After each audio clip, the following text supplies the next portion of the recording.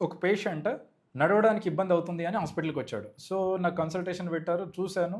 చూసిన తర్వాత పేషెంట్‌ని ఎగ్జామైన్ చేసేస్తే పేషెంట్‌కి ఉన్న problem upper motor neuron lesion అని తెలిసింది. అప్పర్ మోటార్ న్యూరాన్ లీజన్ అంటే ఏంటి అనంటే ఎయిదర్ బ్రెయిన్ గాని, స్పైనల్ కార్డ్ గాని ఎఫెక్ట్ అవ్వడం.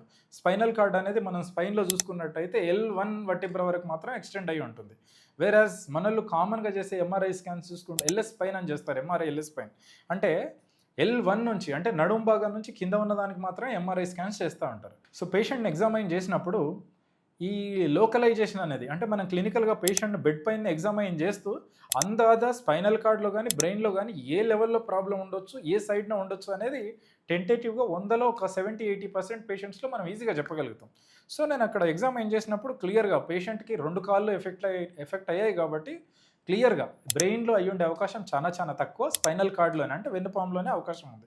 సో, దానిలో ఇంకా ఫర్దర్‌గా లోకలైజ్ చేసినప్పుడు క్లియర్‌గా సర్వైకల్ స్పైనల్ కార్డ్ అంటే మెడ భాగంలో ఉన్న వెన్నుపాముకి కొరిలేట్ అవుతుంది మనం ఎగ్జామైన్ చేసిన తీరు.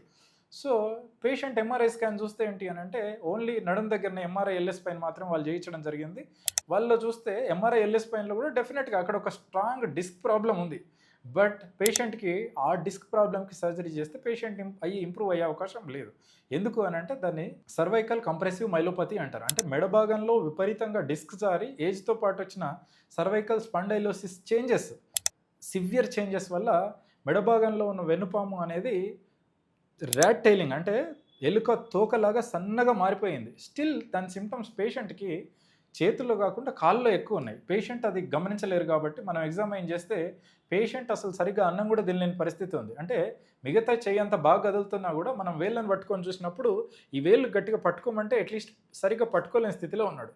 అట్లాంటప్పుడు ఏంటి అనంటే ఎప్పుడైనా కూడా ఫస్ట్ సర్జరీ పైన ఏ లెవెల్‌లో ప్రాబ్లమ్ ఉందో ఆ లెవెల్‌లో సర్జరీ చేసిన తర్వాత కింద లెవెల్‌లో కూడా ప్రాబ్లమ్ ఉంది అనంటే జెన్యూన్‌గా కింద లెవెల్‌లో సెకండ్ సిట్టింగ్‌లో గాని సేమ్ సిట్టింగ్‌లో సెకండ్ ప్రయారిటీగా చేసుకోవాల్సి ఉంటది.